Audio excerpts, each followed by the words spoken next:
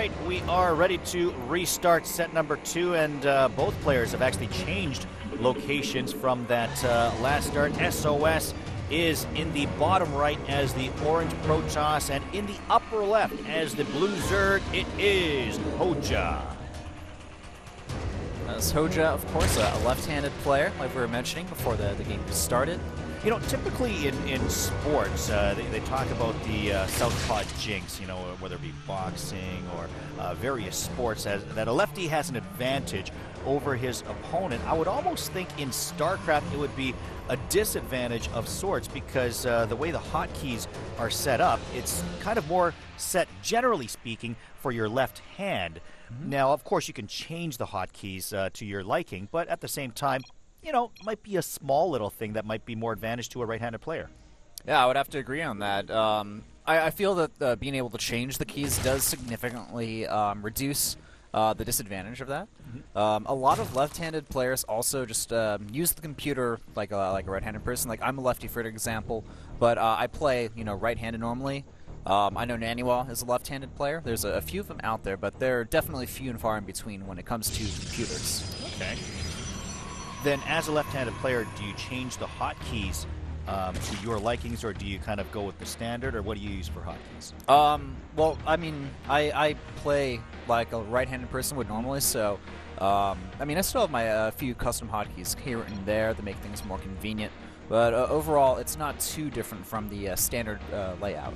Okay, very interesting. I did not even think of how life could be different as a left-handed StarCraft player. Oh, you get definitely there's discrimination involved. Okay. Well, let's take a look at what is going on here. Looks like we had a hatchery first and then spawning pool here by Hoejja. Meanwhile, sOs, business as usual. He's got the Forge out first and then Nexus. Yeah, I've noticed that Hoejja, like you said, he went for the hatch first, and, you know, Whirlwind, it's such a big map that your chances of getting away with the hatch first are significantly higher than on maybe a map that's only a 2-player map like Planet S, like we saw earlier. And we see a pentagram there, rally from sOs's probe. Not the heart that we saw earlier by Free. sOs going for the star instead. I guess sOs is the evil one on the team, and Free's the nice one. The loving one. Probe able to stick around a while, taking a look. Does not try to block either of the structures being built. The first hatch looked like didn't have a chance to block, but he could have perhaps checked out the third hatchery, which is on the way. Zergling's going to chase the probe away for the time being, maybe be able to take it out. Yeah, I think it's going to be able to go down. It has such a long way to travel, and the Zerglings, they slowly catch up on the probe, and it goes down. So, sOs losing a probe early. He's got the cybernetics core on the way, and he still does not know about the third hatchery of Hoejja's just yet. Yeah, I mean, he could send out a probe later to scout that out. I think that he assumes what's going on here. I think that it's kind of like a gentleman's understanding between them. It's like, hey, I didn't cannon rush you, so you go pre-hatch and don't all-in me, kind of thing. Is that what you do on the ladder? Oh, no, actually... through the game? You know. If I ever see a Zerg hatch first, I will without fail cannon rush them and generally win 90% of the games at that point. You're that guy. Well, I think that they're being too greedy, and I just punish them. That's my viewpoint. And the Stargate is out of the view of that Overlord for Hoejja, so he does not see the Stargate, although probably a pretty good guess for the Zerg player to guess that there is going to be a Stargate somewhere out there. Yeah, very, very common Stargate openings are nowadays, so he may be able to get a peek there if he moves in, and yes, that Overlord will be able to scout that Stargate. So, Hoejja getting a view as to what is to come. Not having to sacrifice the Overlord at all. Here is the probe trying to spot that third hatchery. Might not make it. Zerg players almost just never take that third base, actually, on this map. And we've got a fleet beacon on the way right now for SOS. Here's a question, though. Is it going to be spotted by Hoejja? The Sentry trying to take that Overlord out in time. Will it be able to spot the fleet beacon? It doesn't look like it's going to. It's going to be really close. Overlord is taking out the time. Barely. Did it see it? I don't think it did. No, it missed it by a hair. Oh, boy. Does not spot the fleet beacon. And a second Overlord trying to spot what's going on is not going to see it. And we have a mothership on its way by SOS. Now, let me ask, are you going to call this a strategy or something he's doing for show? Because it's a show match. I think it could actually be a bit of a combination between both of those, because the Mothership Core, there were a lot of rushes in the earlier stages of Wings of Liberty where you just go for that Mothership Core as fast as possible, and it was actually viable because you were able to catch your opponent off guard. It had so much health, it did a good amount of damage, it cloaked all the units that, as far as timing attacks go, it could really work well. Oh, just gets that force field down in time. Does get 2 Zerglings in, but that's not going to matter. And SOS right now is going to be interesting what he does with this build. The mothership is almost complete. Overlord speed has been upgraded for Hoejja. Does he have a drop on the way? I can't remember if I've seen the drop. It looks like he wants to make a creep highway with those Overlords, but he's kind of sending them all to his opponent's base, and there it is. The Mothership Core has completed. Let's see what happens. Mostly Zerglings there for Hoejja. Oh, I know what he's going to do. He's going to be getting some Swarm Hosts, and yes, exactly. He is going to essentially contain his opponent with Spores and Spine Crawlers, but he doesn't know about this Mothership. Here he goes. Mothership coming into the third base right now off Hoejja. The Queen is taken out really fast. And Zergling's trying to get in.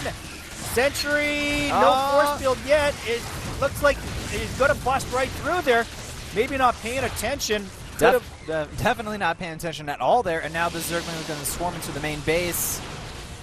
And a huge mistake right there for SOS. We'll see if it costs them. It looks like Hoejja forgot that the Mothership cloaks all nearby units there. The Oracle there, he's helping out, taking out some of these Zerglings, and then the Zealots clean up the rest of them. Hydras are there, but he has no vision of those units there. Spores are there, but they can't get in. The Spine and Spore Crawlers absolutely can't get into the main base of SOS. He's doing a great job at blocking those off. Definitely not an orthodox game whatsoever here. So Zealots are there guarding to make sure that nothing else can get in. Right now, supplies are pretty close, but you've got to like SOS's chances right now as he's taken out the third. He did lose a good amount of probes in his main, so that is definitely a concern of his, and he doesn't have any Robotech as well, so the Hydras, eventually, they're going to get to a point where it's going to be very hard to deal with them without any type of superior tech. Well, he does have 3 Overseers now as he prepares to take out this army here. Let's see how effective he'll be. He's got Hydras and Zerglings. Yep. Now, remember, the new Mothership Core in Heart of the Swarm, it does not have the Vortex ability. That has been removed. Instead, it retains the Time Warp ability from the original Mothership Core, but it does not have the ability to use the Nexus Cannon. Hoejja being pushed back and pulling back from those Hydras. Now, he does have a couple of Vipers there. Oh. Technically, he could abduct the Mothership Core over, exposing the units and making it easy for him to take out with the Hydras if he can get it in time. And here's the abduct. Perhaps one more to get it in. Another abduct. Hydras trying to take out the Mothership Core. Is he going to be able to get it? Another abduction. Mothership Core is going to, I think it just warp recalled. back. Did it recall back I think by he itself? recalled back. Very, very close to losing the Mothership Core, but he is going to lose the rest of these units as Oh, well, actually, he's building a mothership core again. I guess the death animation for the mothership, I guess, is bugged out or something. Yeah, it certainly didn't go down the way that I would have expected it to go down. All right, well, we're seeing another very heavy gateway style from sOs here. We did see this from his teammate Free in the first game against Zero, so I guess very interesting to see it happen once again. Zerglings and Hydras trying to put some pressure here on a very Zealot Sentry heavy army for sOs. And they've got to get through a bottleneck as well as they try to retreat. Zerglings trying to get in. No force field again. Well, he's going to let the Zerglings in. He doesn't want the Hydras to get in. Yeah, kind of interesting that he decided to not just fight that army head-on. I mean, look at the Zealot count there. Compared to the Hydras and Lings, they, I feel like they could actually fight that toe-to-toe. Hoejja taking out the cannons. Oh, finally, we do have a Twilight Council completed and force fielding off his own Zealots there. And we've got a Nidus Worm coming into the main base of sOs right now. Zerglings are going to be pouring into the main, and this could do it right now for Hoejja. I think this is going to be the killing blow on sOs, but I mean, look at sOs, he's smiling right there. Hoejja and him both having a good time, regardless of the outcome, and another mothership appears. But I think at this point, yeah, sOs is a bit too far behind to really stay in this game much longer. Well, an interesting game that we're able to see here. The Vipers, well, not going to matter with the Abduct because he doesn't have any Hydras there, but regardless, is he going to be able to clean this up? He's got everything uncloaked. There's no Overseer there, so he can't see any of the units, and for the time being, looks like sOs is going to clean it up, but I don't know if he has any probes left. Oh, yeah. 37. Oh, no, he does have some over at his expansion, I guess. 37. But here comes another Nidus Worm. I know. I'm looking at Hoejja's army, and he actually doesn't have a lot left. Now that I look at things, he has 9 Hydras, 2 Zerglings, 2 Vipers, and that's not a lot. I mean, there's 18 Zealots out, and some good support for sOs, so theoretically, he could actually win this game. Those Phoenixes are... Oh, another Abduct. Is he going to be able to get it with the Hydras? Oh, he's going to Mothership core trying to get away, and there it goes. I guess that's the new animation for how a mothership is taken out. But that's the second mothership that he's lost. The charge has completed, though, and that's going to allow sOs to deal with these Hydras head-on here. Perhaps the force field's actually working against him on that particular moment. He's got a ton of Zealots compared to the number of Hydras there for Hoejja. I feel like sOs is like on purpose used terrible force fields in this game, or none at all. I've never seen him actually fully utilize the force fields to, you know, great effect. High Templars in there for sOs. And sOs right now supply blocked, actually. Another Abduct of the Stalker. There's not many in that army. All right, I would like to see sOs try to break out here. I mean, I think he could actually break out and win here. And attack going on, or no, it was sorry, just a Oracle doing a little bit of harassment at the third there for Hoejja. This almost feels like a Brood War style contain on the Protoss with the, you know, that Nidus Swarm constantly reinforcing units. We didn't have that in Brood War, but we certainly had the heavy contain on the Protoss and kind of forcing them to stay in their base. And you know, using the Viper, you can slowly pick off units and do this in a similar fashion. Colossi, let's see if he tries to abduct it. No, the Viper's taken out instead, and here comes the Zealots as they push forward on the Hydras. Zerglings are being brought in. Queen's coming to help out as well through the Nidus Canal. I feel like, you know, we need to see some Guardian Shield being used by sOs here. He's just kind of, you know, he doesn't really care. He's throwing away his units, man. And he continues to warp in some more, and not as much being matched from Hoejja's standpoint. So it appears that sOs could be able to break through. He's going to try to take out some more drones here with the Oracle. Takes out 2, 3, perhaps a 4th. Yes, he does. Some good harassment with that Oracle. Not bad at all there. Hoejja, he has the third base. I'm not sure if SOS has a really a great idea of, you know, how saturated that base is right now, because it's a fully operational base right there. Overseer is right in the main base of SOS, able to check out everything. That Stargate not operational right now. High Templar having a seizure there, it looks like. Couple of swarm hosts actually going through the Nidus network. Actually grabbing a hallucinated Archon there. 2 of them, actually, so not bad for SOS to, you know, trick his opponent like that. Using up the mana on that Viper. Oracle on its way out. I feel like at this point we're not casting a pro gamer level game anymore. These guys are just really taking their time, kind of doing whatever. And lots of zealots here again. Cyanic Storm, huge one on the infestors. Yeah, those Fungals are doing a good job at keeping those zealots not in on the front lines there, but I mean, there's just so many Protoss units here, and Hoejja just doesn't have a lot of units right now. Using the Cyanic Storm on those Locusts. And he did get a good storm off on the Swarm Hosts as well. Let's see if he's softened them up enough to be able to take those out. Nice abduct on that Archon. 3 more infestors are there for Hoejja. Yeah, not really any detection out here, and the Swarm Hosts, they're going to be able to do some decent damage here, but the Protoss army, it's very big, and I think he's going to finally be able to break here and take out that Nidus Swarm. Just 1 Spine Crawler left for Hoejja. So for the time being, SOS is going to be able to shut this siege down. He still does not have any detection, though. There's no observer. He's building a robo. Standard 24 minutes into the game. I guess he's realized that, well, I guess I have to deal with the Swarm Host, so I will get the robo. I will kill that off now, but SOS, he's starting to run out of resources.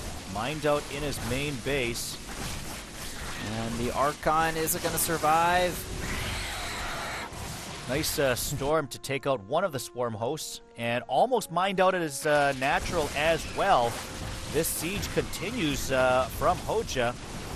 Yeah, the Swarm Host, this is where they really just become very cost efficient, because there's really nothing that the Protoss player can do to deal with them. And oh, storming, killing off a few of his own probes there, actually. Just a couple of mineral patches left for SOS. We actually have an Oracle as well, so he doesn't even need to get that Observer. He could simply use that, but Observer is out now, and let's see how he deals with these Swarm Hosts. Long distance mining right now is SOS. Not enough money for a 3rd Nexus yet. Yeah, certainly enough gas, though, to continue his Archon production here. And he's going to be able to add a few of those into his army. That's going to become a pretty bulky army pretty soon here. And with the Observer, he should be able to clear out those Swarm Hosts there. Infested Terrans being spitted out by the Infestors. Storming on the infested Terrans. Storm after storm, but once again, the Locusts, they're free units here. And the Swarm Hosts are moving forward. It's going to make it impossible to continue long-distance mining for SOS, and he is literally going to run out of minerals very soon. Yeah, no, I mean, SOS, he can take out these Swarm Hosts here. Is he actually going to do it, though? That's the real question. He could just decide to sit back and not really kill any more of them. Viper pushing forward now, thinking about abducting, perhaps does not, as he backs off. Locusts continue to push forward. Archon's having to deal with these Locusts. Well, I think this is pretty much it. You know, there's not many units left. SOS, he is out of resources essentially at this point, and Hoejja's just going to be able to win with the Swarm Hosts alone. Nice feedback on the Viper earlier. Swarm Host continuing to move forward. It's like SOS chatting a little bit with Hoejja there. Yeah, he mentioned they're free, so I'm guessing he's talking about the locusts that continue to come. Here come the drones. There's the GG as SOS is completely mined out. Nowhere to go, nowhere to make any money. And Hoejja goes on to take set number 2. And that means we are even at 1 win apiece in the second semifinal. I feel like SOS, despite his best efforts, Hoejja almost lost that. Because I'm pretty sure SOS did not want to win that game. There are so many points where he could have simply just attacked his opponent's army and finished him off. But he just, kind of danced around for a little bit. He had a lot of Zealots against okay number of Hydras, and was just like, I'll just stay in my main base. I'll force field my own units. And this essentially became a contest of who